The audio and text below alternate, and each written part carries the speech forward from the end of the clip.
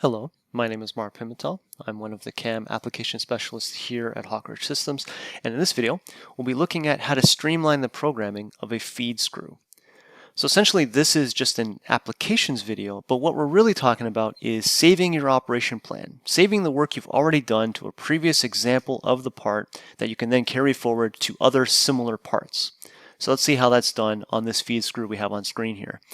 I've already extracted my machinable features, meaning I've already recognized those holes. Those are 2.5 axis holes.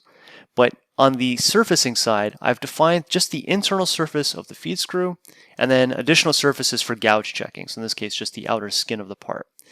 That's the feature that will drive my operations. And if I go to my operations tree, we can see again I've generated the drill operations for the various holes, and then I've generated a multi-axis mill toolpath for the roughing and the finishing of my feed screw. So in feed screw manufacturing, we tend to like to do things like take the tool and tilt it at a certain angle so that we can better utilize the tool. In this case, I'm using an indexable tool. I want to use as much of the corner rad as possible. So I've tilted it 45 degrees, leaning into the path of the cut. That'll better utilize the tool for roughing. And I'm doing a flow line between curves, basically because I want to flow from one side of the flute to the other side. So this is typical in feed screw manufacturing. So I've saved those parameters back to that operation. And I'm just going to finish it off with a 1/2-inch ball end mill here as well with similar parameters. So if I like the way that I've programmed my part, we're inside of a feature-based software. I'll go back to the feature tree, right-click on the feature that drove those operations, and I'll go to Save Operation Plan. Essentially what I'm doing here is saving the operations that were applied to this particular type of feature. I'll give it a new name. In this case, I've already created one called Feedscrew Machining. And that will have saved all those operational parameters back into the technology database so I can use it on a future part.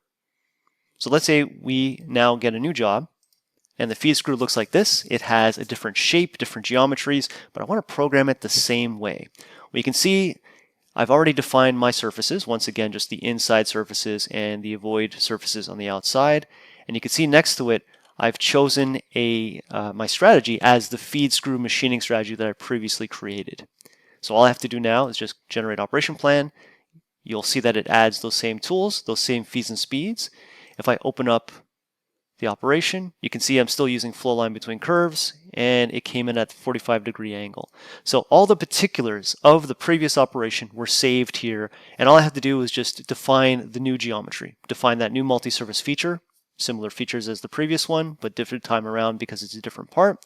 And then if I actually calculate the operation, what we'll see is a toolpath that operates the same way. So I'm getting the same sort of workflow that I had on the previous part, and all I had to do was just save that operation plan and apply it the next time around.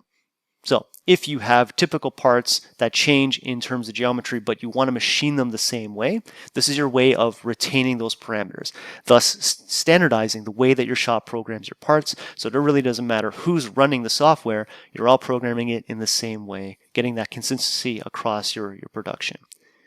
Any questions on this or anything else, give us a call at the phone line found on our website, and stay tuned for the rest of the videos on this YouTube channel. Thanks for watching.